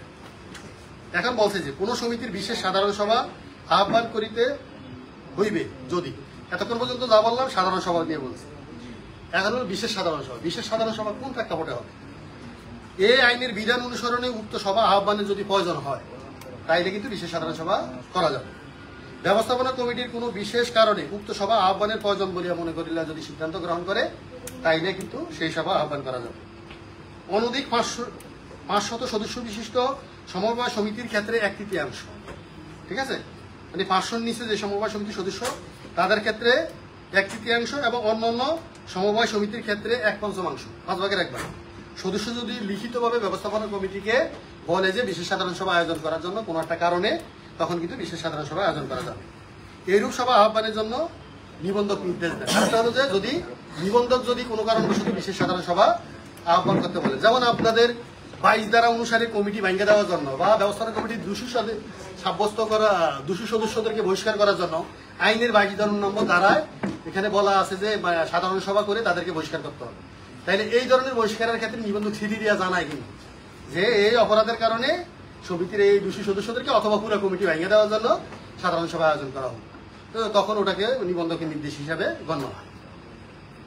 নিবন্ধক বা তার তৎকর্তৃক লিখিত নির্দেশ বলে ক্ষমতাপ্রাপ্ত ব্যক্তি কোন সমবায় সমিতির বিশেষ সাধারণ সভা আহ্বান করিবেন যদি ওই সমিতির ব্যবস্থাপনা কমিটি নিবন্ধকের নির্দেশ বা সদস্যদের লিখিত আবেদনের প্রেক্ষিতে সাধারণ সভা আহ্বানে ব্যর্থ হয়। ধরেন নিবন্ধক নির্দেশ দিল, দেওয়ার পরেও কিন্তু ওই ব্যবস্থাপনা কমিটি বা নির্বাহী কর্মকর্তা যারা দায়িত্বে আছে তারা কিন্তু সাধারণ সভা আহ্বান করলো না, সেক্ষেত্রে নিবন্ধক যেই কোনো ব্যক্তিকে কিন্তু নির্দেশ দিতে পারে যে ওই সমিতির সাধারণ সভা আহ্বান করার জন্য। সমিতির যে কোনো ব্যবস্থাপনা কমিটির সদস্য অথবা অন্য কোনো সদস্য কিন্তু নির্দেশ দিতে পারে। বোঝা গেল বিষয়টা? এবং এই ধারা অনুসারে আপনারা ওই যে সাধারণ সভা যখন করা না যায় তখন এই 17(9) অনুসারে ওই 2টা স্টেপ যখন পরিবর্তন হয়, 60-60, 120 শেষ হয়ে যাওয়ার পরেও ওই যে অন্য কোনো কারণে যেমন বন্যা হোক, ওই যে ভূমিকম্প হোক অথবা করোনা হোক, এই কারণে তখন ওই 18(9) অনুসারে 17(9) ধারা অনুসারে তখন ওই ম্যানেজমেন্ট আবেদন করে যে আমাদের এই প্রেক্ষাপটে আমরা করতে পারি না, এমন অবস্থা আমাদেরকে এটার অনুমতি দেন। তখন তিনি হয়তো ওই যে নির্বাহী কর্মকর্তা বা সভাপতি সেক্রেটারি কাউকে কিন্তু নির্দেশ দেয় যে ঠিক আছে আপনারা এখন বিশেষ সাধারণ সভা করে। বুঝা গেল বিষয়টা? আচ্ছা, সাধারণ সভা ও বিশেষ সাধারণ সভার সিদ্ধান্ত মোতাবেক ব্যবস্থাপনা কমিটির যে কোনো বা সকল নির্বাচিত সদস্যকে বহিষ্কার করা যাইবে যদি এতদ উদ্দেশ্যে সাধারণ সভা আয়োজন করে। যদি ওই সাধারণ সভাটাই আহ্বান করা হয় যে কমিটির সদস্যদেরকে বহিষ্কার করা, তাইলে সেটা করা যাবে। ওই যে যেটা 22 নম্বর ধারা বলছি, 22 নম্বর ধারার ক্ষেত্রে বলা হচ্ছে। তবে এইরূপ সিদ্ধান্তের ক্ষেত্রে ওই উপাইন সংশোধন যেরকম উপস্থিত সদস্যের 2/3 ইয়া লাগবে, সম্মতি লাগবে, 2/3 সম্মতিক্রমে সেটা করতে হবে। যে সাধারণ সভা এরপরে 17-11 যে সাধারণ সভা ব্যবস্থাপনা কমিটির কোনো সদস্য বহিষ্কৃত হয় সেই সাধারণ সভায় কিন্তু অপর একজনকে কিন্তু ভোট করে নিতে হবে, মানে নির্বাচিত করে নিতে হবে, হ্যাঁ, এবং তাহার স্থলে উক্ত মেয়াদের জন্য তাকে ভোট করে নিতে হবে। এখন সবসময় মনে রাখবেন, ধরেন 2 বছর অতিক্রম হয়ে গেছে, আপনি এই মুহূর্তে একজনকে বহিষ্কার করে আরেকজনকে ঢুকাইলেন, তার মেয়াদ কয় বছর থাকবে? 1 বছর অবশিষ্ট মেয়াদের জন্য। একটা লোক যদি ব্যবস্থাপনা কমিটিতে একদিন দায়িত্ব পালন করার পরেও তিনি পদত্যাগ করেন, তাইলেও তিনি 3 বছরের দায়িত্ব পালন করেছেন হিসাবে গণ্য হবে। বুঝা গেল? বা তাকে যদি বহিষ্কারও করা হয় তাই ওনারটা কিন্তু ডিউরেশন পূর্ণ হয়েছে হিসাবে গণ্য হবে। এখন ধরেন ব্যবস্থাপনা কমিটির ক্ষেত্রে আপনারা তো জানেন যে 3 বার নির্বাচিত হয়ে আসা যায়, তাই না? তাইলে ধরেন একটা লোক প্রথমবার 3 বছর ছিল, পরের বার 3 বছর ছিল, এরপরের বার মনে করেন যে 3 দিন দায়িত্ব পালন করার পরে তাকে বহিষ্কার করা লাগছে, অথবা তিনি পদত্যাগ নিজেই করছে, তার কিন্তু ডিউরেশন 3 বছর পূর্ণ হয়ে গেছে, মাঝখানে একটা আমি কিন্তু তাকে গ্যাপ দেওয়া লাগে। বুঝছেন সেটা? এই ছোটখাটো বিষয়গুলোকে আমরা খেয়াল রাখি। আচ্ছা, গ্যাপ দিয়ে পরবর্তী ক্রিয়াতে আবার আসতে পারবে? হ্যাঁ, একবার গ্যাপ দিয়ে আসতে হবে। একবার গ্যাপ দিয়ে আবার 3 বার, আবার 3 বার পূর্ণ হইলে আবার। এটা আসলে তৈরি করা হয়েছে যে বিকল্প নেতৃত্ব তৈরির জন্য। হ্যাঁ, এই যে আমাদের সংসদে এখন হইতেছে না, এই যে বড় বড় দলগুলোর সাথে কন্ট্রাডিক্টরি হইতেছে। হ্যাঁ, যে 2 বারের বেশি প্রধানমন্ত্রী হওয়া যাবে না, আবার কেউ বলতেছে যে 3 বার হইতে হবে, একটা না 2 বার, মাঝখানে গ্যাপ দিয়ে আরেকবার। এই ধরনের এগুলো আসতেছে না, সংস্কার কমিশনে আসতেছে। আচ্ছা, উল্লিখিত যে কোনো বিষয়ে বিশেষ সাধারণ সভায় সিদ্ধান্ত গ্রহণ করা যাবে। অর্থাৎ এই উপধারা 4 সাধারণ সভায় যেই সমস্ত বিষয় নিয়ে আলোচনা করা যায়, বিশেষ সাধারণ সভায় কিন্তু একই বিষয়ে আলোচনা করা যায়। এখন আসেন আমি একটু এটার সাথে রিলেটেড একটু বিধি বলি, বিধি না বললে আবার আপনারা গুনতে রাখবেন। হ্যাঁ, 3 বছর বা 9 বছর কনজিকিউটিভলি উনি ভাইস প্রেসিডেন্ট, নাকি এখানে বলা হচ্ছে যে ব্যবস্থাপনা কমিটিতেই আপনি যে পদেই আপনি 9 বছর কনজিকিউটিভলি থাকেন না কেন, পরবর্তী 10 বছর আপনি ওই ব্যবস্থাপনা কমিটির সদস্য হতে পারবেন না? কোনটা বোঝাচ্ছেন? এটা কমিটিতে আসতে পারবে না, কারণ আসলে ব্যবস্থাপনা কমিটি সভাপতি, সেক্রেটারি, কোষাধ্যক্ষ এইরকম নামে আইনের কোন স্পিড নেই। সদস্য মানেই ব্যবস্থাপনা কমিটির সদস্য, শুধুমাত্র তার রুলকে আলাদা করার জন্য সেখানে সভাপতি, কারণ কেউ না কেউ তো নেতৃত্ব দিতে হবে, এই কারণে এটা সম্পাদক বা নির্বাহী কর্মকর্তা পদ সৃষ্টি করা হয়েছে, কিংবা সভাপতি কিংবা সহসভাপতি এরকম নামে দেওয়া হয়েছে। মূলত ব্যবস্থাপনা কমিটির সদস্য মানেই সদস্য। এই সদস্য থেকে কিন্তু পদগুলোকে একটু আলাদা নামে ডাকা হচ্ছে তার রুলের কারণে, কারণ নেতৃত্ব দিবে এই কারণে সভাপতি, সভাপতি যদি কোনো কারণবশত না থাকে সহসভাপতি, সম্পাদক মানে যিনি হলো যে এগুলো নিয়ে সব ঘাটাঘাটি করবেন, সব সমিতির পক্ষে কাজ করবেন, এই জন্য এরকম লাগে। আবার অনেকে আছে যে আর্থিক বিষয় আছে, তাকে কোষাধ্যক্ষ নামে একটা পদ বানায়, তখন এটা ওইভাবে বাইলতে সেট করে এই কারণে দেয়। বুঝা গেল বিষয়টা? সেই ক্ষেত্রে আপনি ব্যবস্থাপনা কমিটির যেই পদে থাকেন না কেন, ব্যবস্থাপনা কমিটিতে আসলেই আপনি যেই কোনো পদে থাকেন না কেন, আপনাকে 3 টার্ম থাকলে 4th টার্মে আর আপনি আসতে পারবেন। প্রথমবার ধরেন আপনি সাধারণ সদস্য ছিলেন, ব্যবস্থাপনা কমিটির সাধারণ সদস্য বা ব্যবস্থাপনা কমিটির সদস্য, পরের বার ধরেন আপনি সম্পাদক, এরপরের বার আপনি ধরেন সভাপতি, আপনার 3 টার্ম শেষ।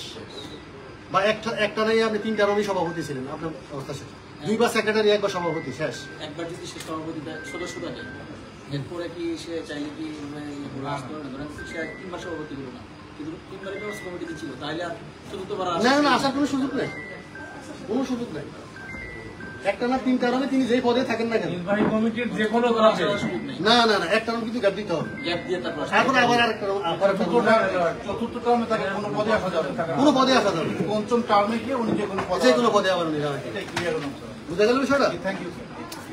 আচ্ছা, এখন আমি বলি আপনাদেরকে, আপনারা কিন্তু খেয়াল করবেন যে সাধারণ সভা নোটিশ, সাধারণ সভা তো করবেন, নোটিশ দিয়ে জানাইতে হবে না? তো আমরা বলছিলাম যে সাধারণ সভার ব্যবস্থাপনা কমিটি বা উহার নির্দেশে সমিতির নির্বাহী কর্মকর্তা কিংবা নিবন্ধক কর্তৃক ক্ষমতাপ্রাপ্ত কোনো ব্যক্তি সাধারণ সভার আহ্বান করবে। ওটা তো বলা আছে, যেহেতু আইনে বলছে যে তারাও করতে পারে, বিশেষ প্রেক্ষাপটে নিবন্ধকের নির্দেশ হবে। ব্যবস্থাপনা কমিটি নির্বাচন অনুষ্ঠান ব্যতীত অন্যান্য ক্ষেত্রে এই যে বার্ষিক সাধারণ সভা কিংবা বিশেষ সাধারণ সভার ক্ষেত্রে নোটিশ জারি করতে হবে সাধারণ সভার কমপক্ষে 15 দিন পূর্বে, আর নির্বাচনের ক্ষেত্রে কমপক্ষে 60 দিন পূর্বে নোটিশ জারি করতে হবে। বুঝা গেল বিষয়টা? আচ্ছা, আরেকটা বিষয় আছে, সেটা হলো আইনের ধারা 20, আইনের ধারা 20-এর ক্ষেত্রে ওই যে ইলেকশন করতে গিয়া যদি আংশিক ইলেকশন হয় আর আংশিক বাদ থাকে, তখন ওই যে পরবর্তী 30 দিনের মধ্যে ইলেকশন করার একটা বিধান আছে, মানে বাকি পদগুলোতে। সেই ক্ষেত্রে মানে এই সময়টা বাধ্যবাধকতা নাই, শুধু ওই 20 দ্বারা যদি আপনি ইলেকশন করতে যান, প্রয়োগ করতে যান। এটা ব্যতীত সকল ক্ষেত্রে ইলেকশনের ক্ষেত্রে 60 দিন, আর নর্মাল সাধারণ সভার ক্ষেত্রে কত? 15 দিন। সাধারণ সভার নোটিশে সভা স্থান, ব্যবস্থাপনা কমিটি নির্বাচনের ক্ষেত্রে ভোট গ্রহণের স্থান, তারিখ, সময় ও অন্যান্য আলোচ্যসূচি এবং গৃহীতব্য অন্যান্য কার্যক্রম উল্লেখ থাকতে হবে।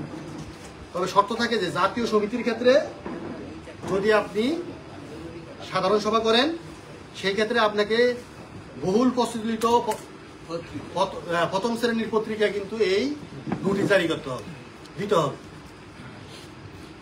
আর অন্যান্য ক্ষেত্রে একটাই না, যে কোনো এখানে একটা দিলেও হবে, এখানে 1 আর 2 এর কথা বলা নাই তো, আপনি একটা দিলেও হবে। যেকোনো একটাই। হ্যাঁ, স্যার এখানে বহুল প্রচলিত আর বাংলাদেশ সরকার কর্তৃক অনুমোদিত না না বলতে বহুল বহুল প্রচারিত, শুনেন, অনুমোদিত ছাড়া কোনো পত্রিকা বহুল প্রচার হয় না। এরকম আমাদের অনলাইন বিভিন্ন আছে। শুনেন, এগুলো বহুল প্রচারিত হয় না, এগুলো বহুল প্রচারিত। এটা একটু ক্লারিফাই না না, এটা শুনেন, আপনার ওই যে অনলাইনে নরমাল কোন পত্রিকা যেটা আছে, যে অনলাইনটাও কিন্তু রেজিস্ট্রেশন থাকার কথা, যদি যেটা হয় অনলাইন রেজিস্ট্রেশন, আর অনলাইন রেজিস্ট্রেশন ব্যতীত কোন পত্রিকা মানে এটা অবৈধ পত্রিকা। হ্যাঁ, অবৈধ পত্রিকা, অবৈধ পত্রিকা কিন্তু পত্রিকা না, ঠিক আছে? সেটা যে তুমি কিছু করে, আমি কোনো কাজ করে ফেললাম কিন্তু সেটা আমি অবৈধভাবে করে ফেললাম, আমি যত ভালো কাজই করি না কেন সেটি কিন্তু বৈধ হবে না। সেই জন্য জাতীয় পত্রিকা। এখন খেয়াল করেন, এই অংশটা আপনারা একটু ভালো করে খেয়াল করবেন, প্রত্যেকে মনোযোগ দেন।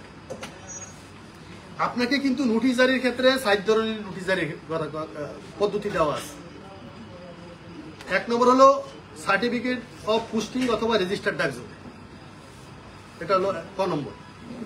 2 নম্বর হলো রেজিস্টারে প্রাপ্তি স্বাক্ষর গ্রহণ করে, ওই যে একটা লোক পাঠায়া রেজিস্টার করে রিসিভ করে। 3 নম্বর হলো ডিজিটাল পদ্ধতি বা ইমেলের মাধ্যমে।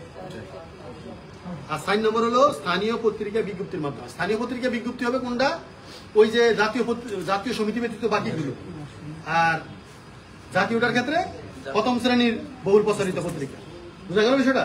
তাহলে এই 4টা পদ্ধতি থেকে আপনাকে করতে হবে। তবে 4টা পদ্ধতির ক্ষেত্রে বলা আছে নোটিশ জারি করা যাইবে, তবে উক্ত ক্ষেত্রে যে কোনো 2টি পদ্ধতিতে নোটিশ জারি সত্ত্বেও যদি কোনো সদস্য নোটিশ প্রাপ্ত না হইলে তাহার অনুপস্থিতির কারণে কোনো সভার কার্যক্রম অবৈধ হবে না। মানে 4টা যে কোনো 2টা পদ্ধতিতে আপনি নোটিশ জারি করবেন। করলে কোনো লোক যদি ভবিষ্যতে এসে বলে যে আমি তো সবার নোটিশ পাই নাই এবং আমি এখানে আসতে পারি না, অতএব এজিএম অবৈধ, এরকম যদি নিবন্ধক বা তার কোনো কর্তৃপক্ষের কাছে তা অনুমোদিত কর্তৃপক্ষের কাছে আবেদন করে, তাইলে সেটি কিন্তু বিবেচনার যোগ্য হবে না।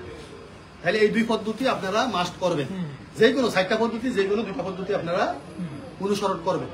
করলে তাইলে আর আপনার এই জ্ঞানের সমস্যা হবে না। আর যে সমস্ত সমিতি ধরেন খুবই কম সদস্য, সেটা তো ওই যে প্রাপ্তি স্বীকার নিয়ে রেজিস্টার দিয়ে নিয়ে কিন্তু করে নিয়ে আসা যায়, তাই না? অথবা কারো যদি একটু দূর হয় তাহলে ওই সর্বোচ্চ রেজিস্টার ডাকযোগে পাঠান, তাই না? ইমেলের মাধ্যমে পাঠিয়ে দিতে পারেন, খুবই কাছে ইমেলের মাধ্যমে পাঠাতে, হোয়াটসঅ্যাপে পাঠিয়ে দিতে পারেন, তাই না? তো ডিজিটাল পদ্ধতি যেটা আছে, মেলটাই সাধারণত করবেন, কারণ মেলটা সরকার স্বীকৃত। আর দৈনিক পত্রিকা তো আছে, সেটা এবার আসেন।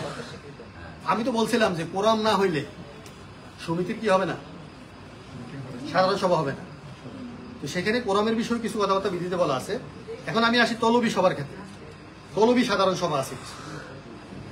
তলবি সাধারণ সভা আহ্বানের ক্ষেত্রে তলবকারী সদস্যবৃন্দের স্বাক্ষর সহ উক্ত সভা আহ্বানের উদ্দেশ্য উল্লেখ করিতে হবে এবং উহা সমিতির নিবন্ধিত কার্যালয়ে দাখিল করিতে হবে।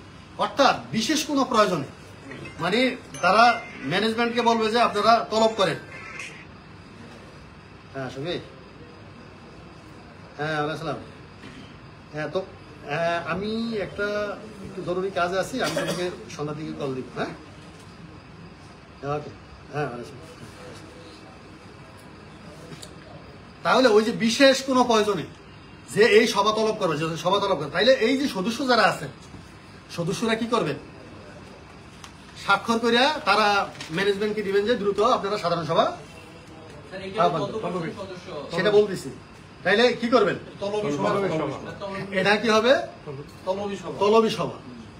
ওই যে আমরা যেটা বলছি এর আগে বিশেষ সাধারণ সভা, অনেকটা কিন্তু ওই রকম যে এত হইলে এত যদি মানে দেয়, এই ধরনের বিষয়গুলো, তাই না? তো তাহলে তলবি সভা, এটাকে দিলে তারা তলবি সভা ডাকবে। এখন উপধারা 1-এর ক্ষেত্র ব্যতীত অন্যান্য ক্ষেত্রে সভা উপস্থিত সদস্যগণ কর্তৃক সাধারণ সভায় সভাপতি নির্বাচিত করিতে হইবে। অর্থাৎ হচ্ছে যে আমরা কি করলাম, প্রথমে তলবি সভা তো বললাম, তাই না? তলবি সভার ক্ষেত্রে যে সদস্যরা স্বাক্ষর দিবে, ওই যে এত 1500 জনের মধ্যে হইলে কতজন করবে? 500 জনের ভিতরে 1/3, 500 বেশি হইলে 1/5। এই ধরনের লোকজন কি করবে? হ্যাঁ, কারণ তলবি সভাটা তো ওয়ান কাইন্ড অফ, এটা এটা এটা বিশেষ সাধারণ সভা ঠিক আছে, কিন্তু তলবি বিশেষ সাধারণ সভা হিসাবে গণ্য হবে। তলবি বিশেষ সাধারণ সভা হিসাবে গণ্য হবে। তাইলে এটা গেল।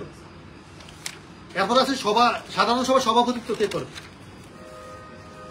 ব্যবস্থাপনা কমিটি নির্বাচন সংক্রান্ত সাধারণ সভায় নির্বাচন পর্বে নির্বাচন কমিটির সভাপতি সভাপতিত্ব করবে। এটা তো আপনারা দেশটির লোকজন কিন্তু এটা ভালো করে বুঝছেন, তাই না? এটা আপনারা আগে থেকেও জানেন যে নির্বাচনটা যখন হবে তখন নির্বাচন কমিটি সভাপতি কি করবে, নির্বাচন যতক্ষণ পর্যন্ত শেষ না হবে উনি প্রিজাইড করবে। আর পরবর্তীতে কে করবে? সমিতি সভাপতি অথবা তারা যাদেরকে মানে ওই সময় সভাপতির দায়িত্ব দেয়। এই জন্য সবসময় খেয়াল করবেন, নির্বাচন শুরু হইল সকালবেলায় নির্বাচনের শুরুর কার্যক্রমটা কিন্তু সমিতি সভাপতি করবে। কারণ আপনি কি বিশেষ সাধারণ সভা কে ডাকছে বলেন? নির্বাচনকালীন ম্যানেজমেন্ট। ইয়েস, নির্বাচনকালীন ম্যানেজমেন্ট। আপনারা সবসময় মনে রাখবেন, নির্বাচন কিন্তু নির্বাচন কমিটি করে না, নির্বাচন করে কে? তৎকালীন ব্যবস্থাপনা কমিটি, ওই সময় যারা থাকে ব্যবস্থা। কারণ নির্বাচন কমিটি নির্বাচন ডাকারও এখতিয়ার, তার বন্ধ করার দায়িত্ব কিন্তু ওই ম্যানেজমেন্ট। তবে নির্বাচনের তফসিল এগুলো হয়ে যাওয়ার পরে নির্বাচন কমিটির লিখিত সম্মতি ব্যতীত ব্যবস্থাপনা কমিটি কি করতে পারবে না, মানে ওই এটাকে বন্ধ করতে পারবে, বন্ধ করতে পারবে। বাট অলওয়েজ মনে রাখবেন যে ইলেকশন করে কিন্তু কে? নির্বাচন কমিটি, ব্যবস্থাপনা কমিটি। আর ব্যবস্থাপনা কমিটি ইলেকশনকে মানে ইলেকশনের একটা পার্ট, তার সেই পার্টটা হলো তফসিল রিলেটেড, যেই তফসিলে যে জিনিসগুলো থাকে এই অংশটা করে কে? নির্বাচন কমিটি। এই জন্য সকালবেলা আইসেই কিন্তু এটা শুরু করে দেওয়া যে এখন নির্বাচন শুরু হবে, ব্যবস্থাপনা কমিটির মানে সভাপতি একজনকে ইয়ে করে যে নির্বাচন শুরু হবে। নির্বাচন শেষ হলো, হওয়ার পরে নির্বাচন কমিটির সভাপতি ফলাফল ঘোষণা করে উনি জানিয়ে দিল, ওনার এর পরবর্তীতে দায়িত্ব নিয়ে যাবে সমিতির সভাপতি। সমিতি সভাপতি হোক অথবা ওই সময়ের ভিতরে যাকে দায়িত্ব দেওয়া হয় সাধারণ সভা, তিনি করবেন। করে দুইটা, এখানে অনেকে কিন্তু একটা রেজুলেশন করে, একটা রেজুলেশন করলে যে খুব সমস্যা এমন না, হয়তো আমরা ধরি না, কিন্তু নিয়ম অনুসারে এখানে দুইটা রেজুলেশন হওয়ার কথা। একটা হলো ব্যবস্থাপনা কমিটির মানে সমিতির সাধারণ সভার, বিশেষ সাধারণ সভার সভাপতির রেজুলেশন, আর একটা হলো যে নির্বাচন কমিটির সভাপতির রেজুলেশন। ঠিক আছে, দুইটা রেজুলেশন থাকার কথা। কারণ উনি যে ফলাফল ঘোষণা করবে এটাই আবার কিন্তু সমিতির সভাপতি গাইবে তার ওই ইয়াতে রেজুলেশন, যে মানে নির্বাচন সম্পূর্ণ হয়েছে, তিনি ফলাফল ঘোষণা করছেন, করার পরে আমার মানে এই দেশের এই ফলাফলটাও তিনি এখানে তুলে ধরবেন সাধারণ সভা। নির্বাচন কমিটি স্যার রেজুলেশনে নির্বাচন সংক্রান্ত যে ফলাফলটা এটা রেজুলেশন আকারে জানাই দিচ্ছেন। হ্যাঁ, আর ব্যবস্থাপনা কমিটি নির্বাচনের মাধ্যমে নির্বাচিত হওয়ার পরে যে দায়িত্ব গ্রহণ করবেন, হ্যাঁ, সেটা রেজুলেশনের মধ্যে উনি উল্লেখ করে দিবেন। না না না, দায়িত্ব গ্রহণ তো সেটা আলাদা বিষয়। সাধারণ সভায় দুইটা রেজুলেশন। আচ্ছা, সাধারণ সভা এখানে সভাপতি কয়জন? নির্বাচন যে সাধারণ সভা হবে সভাপতি কয়জন? দুজন থাকবে। দুইজন থাকবে, সমিতির সভাপতি অথবা মনোনীত কোনো সভাপতি, তাই না? তাইলে তিনি শুরু করে দিয়ে বলেন যে এখন নির্বাচন 9টা বাজতেছে, নির্বাচন শুরু হবে, ধরেন 9টায় শিডিউল। নির্বাচন কমিটি সভাপতি এই মানে এই অংশে সভাপতিত্ব এবং নির্বাচন পরিচালনা করে। তো এখানে তো আর সভাপতিত্বের বিষয়ে আর কিছু কাজ থাকে না, তিনি নির্বাচন শুরু করে দিবেন। দিয়া তিনি ফলাফল ঘোষণা করে ফলাফল যখন দিবেন, দেওয়ার সাথে সাথে কিন্তু তার অংশ শেষ। রেজুলেশন তিনি 2 ঘন্টা পরে দেন, একদিন পরে দেন, সেটা ভিন্ন ব্যাপার। বাট তিনি ঘোষণার সাথে সাথে তো এই সভাপতি জানিয়ে ফেলছে। এখন ওই সমিতির সভাপতি তিনি, এটা তো ওই বিশেষ সাধারণ সভা অনুমোদন দেওয়া হয় না, অনুমোদন দেওয়া। তবে নির্বাচনের ক্ষেত্রে কেন এটা নিয়ে ঝামেলা হয় না, কারণ নির্বাচনী সাধারণ সভার ক্ষেত্রে কোনো ধরনের কোরামের প্রয়োজন হয় না। একমাত্র নির্বাচনী সাধারণ সভার ক্ষেত্রে কোনো ধরনের কোরামের প্রয়োজন হয় না। এই জন্য এটা নিয়ে কোনো ঝামেলা নেই। আপনি কিন্তু প্রশ্ন উত্থাপিত হইতে না যে এখানে লোক তো 8.5 লাখ লোক আইসে, তো 3000 মানে 200 জন আইসে, কিন্তু আপনি এটা নিয়ে কিন্তু কোনো ধরনের প্রশ্ন উত্থাপিত করতে পারবেন না। বুঝা গেল বিষয়টা? এই জন্য আপনার নির্বাচনী সাধারণ সভা নিয়ে কোনো ধরনের ঝামেলা নেই। এখন সাধারণ সভা তো বললাম সভাপতিত্ব করবে, আচ্ছা, এই একের ক্ষেত্র ব্যতীত সভায় উপস্থিত সদস্যগণ কর্তৃক সাধারণ সভার সভাপতি নির্বাচন করিতে হইবে, যেটা একটু আগে বললাম। তবে সাধারণ সভার সভাপতি নির্বাচিত না হওয়া পর্যন্ত সমিতির সভাপতি অথবা তাহার অবর্তমানে সহসভাপতি সাধারণ সভা সভাপতিত্ব করে। কারণ আইসাই তো শুরু হয় না সভাটা, আসার এই যে সভাপতি নির্বাচন করার আগেও তো একজন সভাপতি লাগে। সেই সময়তে সমিতির সভাপতি অথবা সহসভাপতি অথবা সভাপতি সহসভাপতি যদি না থাকে তাইলে তৃতীয় কোনো সদস্য মধ্য থেকে একজন সভাপতি আপাতত থাকবে। এরপরে সাধারণ সভার সভাপতি নির্বাচিত হবে। সভাপতি যে কোনো সদস্যকে সভা, এটা খুবই গুরুত্বপূর্ণ, আপনারা কিন্তু খেয়াল করবেন। সভাপতি যে কোনো সদস্যকে সবার বিশৃঙ্খলা সৃষ্টি দায়ে সভাস্থল হইতে বহিষ্কার করতে পারে। এই তুমি এখানে গন্ডগোল করতেছো, তুমি এখান থেকে যাও, তারে বহিষ্কার করে দিতে পারে। অনুরূপ আদেশপ্রাপ্ত সদস্য অনতিবিলম্বে সভাস্থল ত্যাগ করিয়া সভাপতির অনুমতি ব্যতীত পুনরায় উক্ত সভায় উপস্থিত হইতে বা ভোট প্রদান করতে পারবেন না। সভাপতি তো তাকে বললো যে এখানে চলে যাও তুমি এখান থেকে, সেটা কিন্তু বিশৃঙ্খলা করলে তিনি চলে যেতে বাধ্য। এবং আবার পুনরায় যদি একমাত্র তিনি অনুমতি দেন তাইলে তিনি আসতে পারবেন বা ভোটও দিতে পারবেন, নাইলে তিনি ভোটও আসতে পারবেন না। বুঝা গেল? এটা আপনারা অনেক সময় আছে যে ইলেকশনের সময় এই ধরনের বিশৃঙ্খলা গুলো তৈরি হয়। একজন করে না, মিলিত ভাবে করে, প্রবলেম হলো ওই জায়গা। হ্যাঁ, মিলিত ভাবে করে, এটা ঠিক।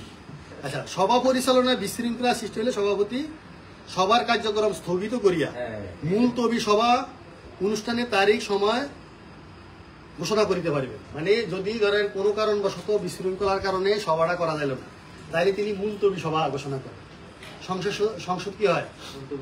মুলতবি হয়ে যায়। আবার কবে হয়? আবার ধরেন তো বলে যে স্যাটারডেতে হবে, তাই না? এরকম ভাবে একটা অধিবেশন ডাকলে অধিবেশন দেখবেন যে অন্তত ধরেন মাঝে মাঝে গ্যাপ দিয়ে কিন্তু আবার হয়। বাকি সময়টুকু কিন্তু মুলতবি হিসাবে ঘোষণা করে আমাদের জাতীয় সংসদ।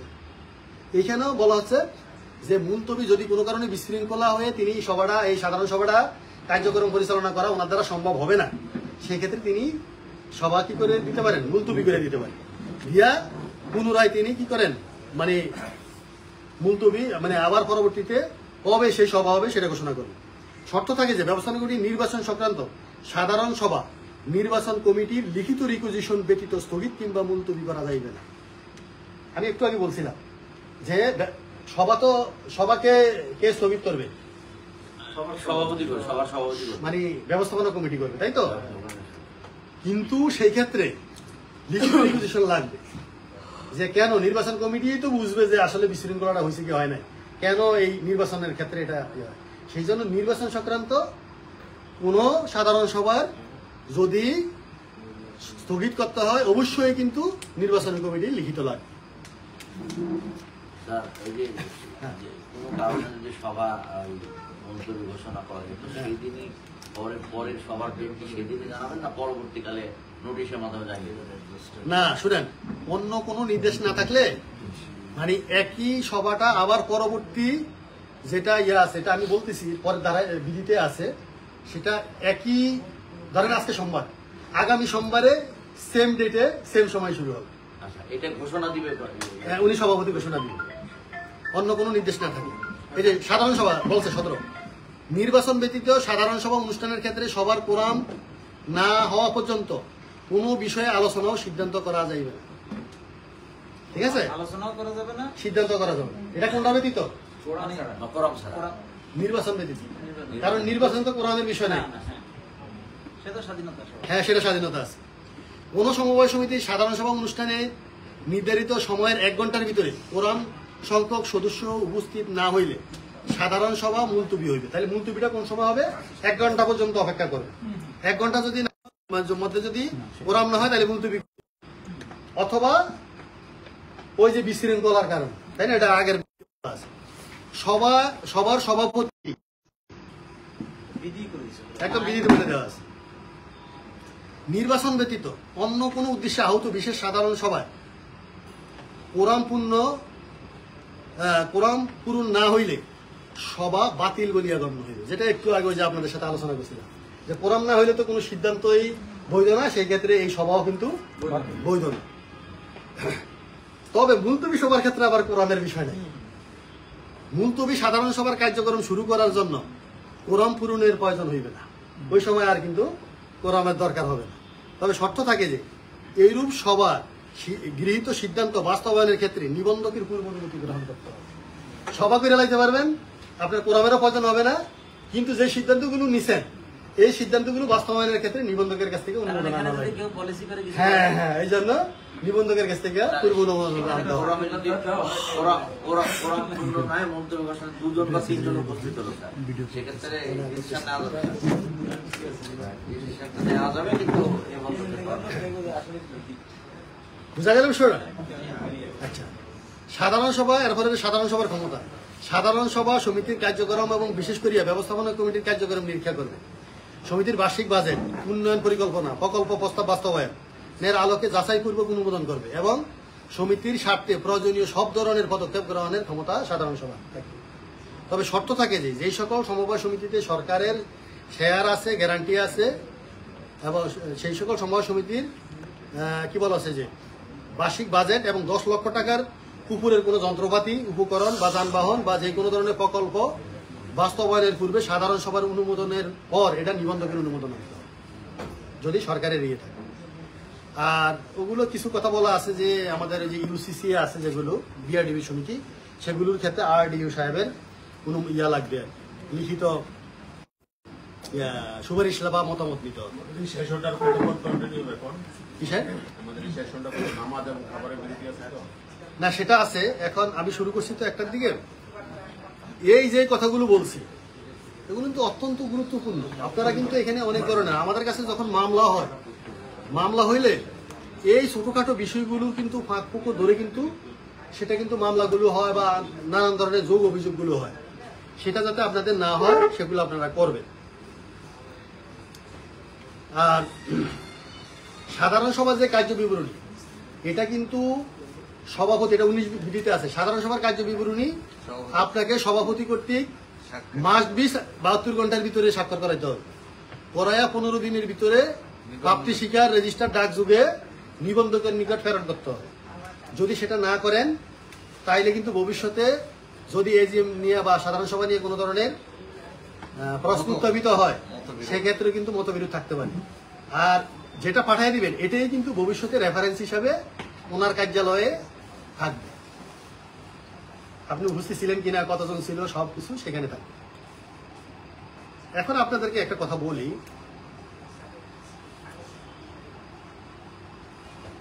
সাধারণ সভার ক্ষেত্রে সাধারণত হাত উত্তোলন করে মানে ইয়েস না ভোটের মাধ্যমে ইয়ে করা হয়।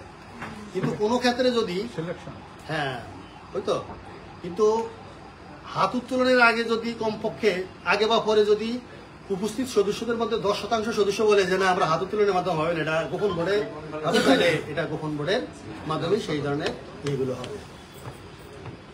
তো যাই হোক, সেখানে আরো কিছু বিষয় আছে।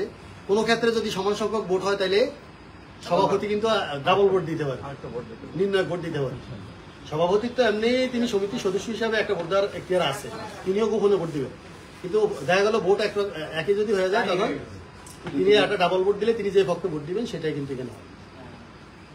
আর আপনারা সবসময় খেয়াল রাখবেন, আপনাদের সমিতির বার্ষিক বাজেট 1 বছরে যদি 5 লক্ষ টাকার অধিক আপনারা ব্যয় করেন, মাস্ট বি কোথাও যদি বিনিয়োগ করেন, এটা কিন্তু নিবন্ধকের অনুমোদন লাগে। ঠিক আছে, নিবন্ধকের অনুমোদন দ্বারা 1 বছরে একটা সমিতি 5 লক্ষ টাকার অধিক কোনো ক্ষেত্রে যদি কোনো ধরনের বিনিয়োগ করে, ওই সমিতি কর্তৃক যদি বিনিয়োগ করা হয়, তাইলে 5 লক্ষ 1 টাকা হলেই আপনাকে কি করতে হবে, নিবন্ধকের অনুমোদন নিয়েই কিন্তু তারপরে বিনিয়োগ করতে হবে। এটা কিন্তু মাস্ট, আপনারা কিন্তু এগুলো করেন না। এই সমস্ত টোটাল খরচটা নাকি একটা জিনিস? না, টোটাল বিনিয়োগ 1 বছরে টোটাল বিনিয়োগ 5 লাখের অধিক গেলেই কিন্তু আপনাকে 5 লক্ষ 1 টাকা হলে এটা কিন্তু নিবন্ধকের পারমিশন হবে। এফডিআর কি বিনিয়োগের মধ্যে পড়ে? হ্যাঁ, কিসের এফডিআর 1 নম্বর পড়ে না। এফডিআর যেটা নরমালি আপনার এমনি রাখা, যে আপনি ব্যাংকে জমা রাখলেন, এফডিআর হিসেবে রাখলেন, এটা নিয়ে কোনো সমস্যা নেই। ঠিক আছে, কিন্তু হ্যাঁ, কিন্তু বিনিয়োগ শব্দের অর্থ হলো সেখান থেকে রিটার্ন আসছে। সেখান থেকে রিটার্ন আসবে বাই ব্যবসা অথবা বাই কর্মকাণ্ড পরিচালনা করিয়া। হ্যাঁ, সেটা বিল্ডিং হইতে পারে, সেটা যে কোনো ধরনের ব্যবসা হইতে পারে, এফডিআর থেকে তো রিটার্ন আসবে। এফডিআর থেকে রিটার্ন হবে, কিন্তু এফডিআর তো আসলে ওয়ান কাইন্ড অফ আপনার এখানে রাখলেন, এবং এফডিআর এর ক্ষেত্রে কিন্তু আবার অন্য বিধিতে বলা আছে আপনি আপনার সমিতির টাকা কোন কোন ক্ষেত্রে কিভাবে রাখতে পারবেন, কোন ক্ষেত্রে নিবন্ধকের অনুমোদন লাগবে আর কোন ক্ষেত্রে নিবন্ধকের অনুমোদন লাগবে না, সেগুলো কিন্তু আলাদা বিধি এবং আলাদা ধারা আছে। বুঝছেন বিষয়টা? সেটাও করতে হবে। এবার আমি আপনাদেরকে গুরুত্বপূর্ণ একটা বলবো, যে কোশ্চেনটা কিন্তু এখানে বলতেছিলেন একজনে, আমাকে বলতেছিল যে আমাদের ডিয়ার আমাদের আইনে 26 নম্বর ধারায়, যেটা না বললেই নয় সেটা আমাকে বলতেই হবে, সমিতি বাংলাদেশ সমবায় ব্যাংক ব্যতীত আর কোন সমবায় সমিতি কোন সমিতির সদস্য না এমন কোন ব্যক্তি বা প্রতিষ্ঠানকে কিন্তু ঋণ দিতে পারবে না, তার কাছ থেকে আমানত দিতে পারবে। ভাই মাইন্ড ইট। আপনারা কিন্তু যেই জায়গাটাতে সবচেয়ে বেশি ভুল করেন, এটা আবার রিপিট করেন। খেয়াল করেন, বাংলাদেশ সমবায় ব্যাংক ব্যতীত আপনাদের সমিতি খায়া ফেলার জন্য কিন্তু এই ধারাই যথেষ্ট। কি বলছে 26 ধারায়? আমানত ঋণ গ্রহণ এবং ঋণ প্রদানের উপর বাধা নিষেধ। বাংলাদেশ সমবায় ব্যাংক ব্যতীত কোন সমবায় সমিতি উহার সদস্য ছাড়া অন্য কোনো ব্যক্তি বা প্রতিষ্ঠান নিকট হইতে আমানত গ্রহণ করতে পারবে না, ঋণ প্রদান করতে পারবে না। সদস্য হইলে পারবে। সদস্য হইলে পারবে। Mind it. ঠিক আছে? আপনারা কি করেন? প্রকল্প সদস্য নেন না? প্রকল্প সদস্য নামে কোনো সদস্য নাই। প্রকল্প সদস্য নামে কোনো সদস্য আছে? সমিতির সদস্য হওয়ার শর্ত কি? ধারা 15। সদস্য হওয়ার শর্ত কি? 18 বছর বয়স লাগবে, আমানত শেয়ার না, এই কর্ম এলাকায় বসবাস করতে হবে। সেটা তো আছে আনুষঙ্গিক, কিন্তু এটার সাথে সম্পর্ক কি? কি দ্বারা? শেয়ার দ্বারা। একটা সমিতির সদস্য হইতে হলে তাকে কমপক্ষে 10টা শেয়ার দিতে হবে। একটা শেয়ারের ফেস ভ্যালু সমপরিমাণে ফেস ভ্যালু বা অবহিত মূল্য দিতে হবে। ফেস ভ্যালু বা অবহিত মূল্য বুঝেন? অবহিত মূল্য মানে হলো যে 100 টাকার দাম 100 টাকা, জ্ঞাত মূল্য যেটা, আর ঘোষিত মূল্য। আর আরেকটা হচ্ছে যে মার্কেট ভ্যালু, যে আপনি প্রথম সদস্য হিসাবে নিলেন, সেটা কি হলো? ফেস ভ্যালু হিসাবে।